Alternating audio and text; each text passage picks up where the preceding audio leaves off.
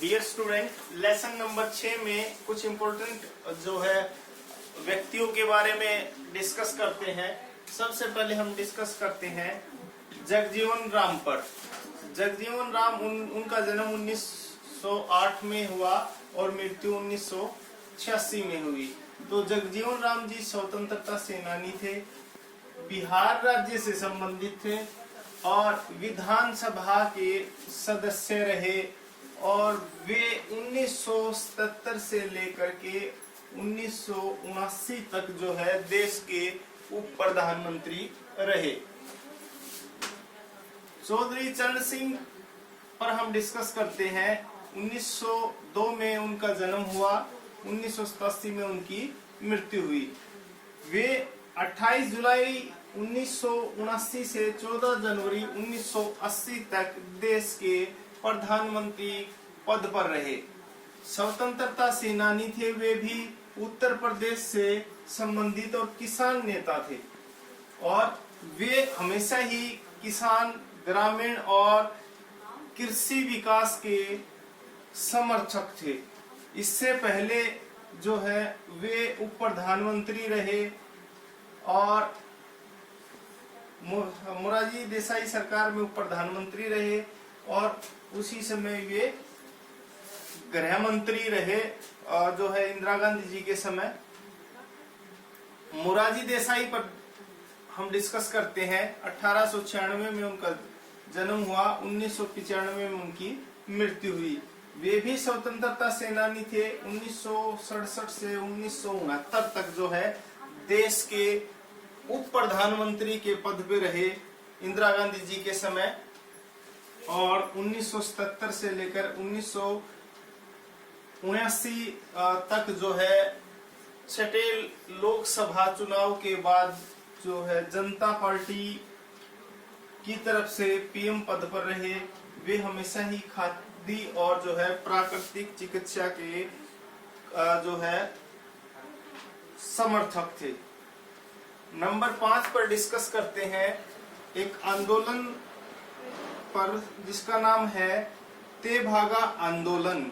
कई बार पेपर में क्वेश्चन आता है कि तेभागा आंदोलन क्या था। तेभागा आंदोलन 1946 में पश्चिम बंगाल में हुआ था और इसमें क्या था कि किसान जो है अपनी उपज का जो है 2/3 हिस्सा मांग रहा था। कहने का अर्थ ये था कि भूमि जो किसान थे उनको बड़े जमींदारों ने खेती के लिए जो है जमीन दी हुई थी, तो वो उसका आधे से अधिक उपज जो है स्वयं रखते थे। लेकिन किसान जो है उन्होंने आंदोलन किया कि भाई अपनी फसल का 2/3 बहुमत, उन्हें 2/3 जो है हिस्सा उनको मिलना चाहिए। आगे डिस्कस करते हैं।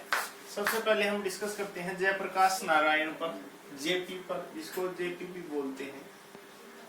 और उनका जन्म 1902 में हुआ और जो है 1979 में उनकी मृत्यु हुई। वो काफी लोकप्रिय नेता थे और राष्ट्रवादी नेता के नाम से जाने जाते थे।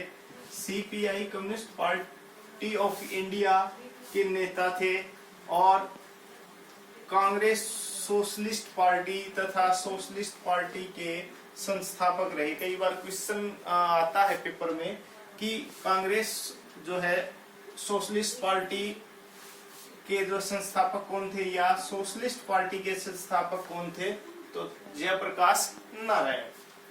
और वे 1942 के भारत छोड़ो आंदोलन के जो है शामिल रहे उस आंदोलन में और जो है इंदिरा गांधी के खास विरोधी या कट्टर विरोधी थे।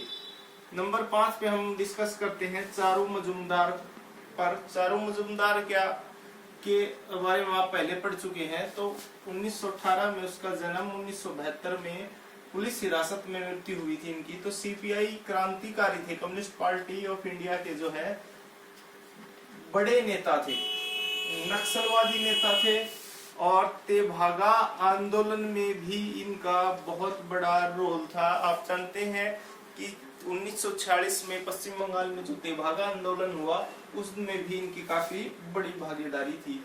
सीपीआईएम कम्युनिस्ट पार्टी से अलग होकर के कम्युनिस्ट पार्टी मार्क्सवादी के संस्थापक रहे और पुलिस हिरासत में इनकी मृत्यु हो गई। और ये माओ त्से के समर्थक थे, चीनी नेता थे।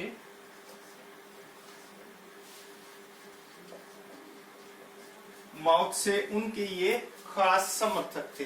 अब बात करते हैं कि कार्यवाहक प्रधानमंत्री क्या होता है।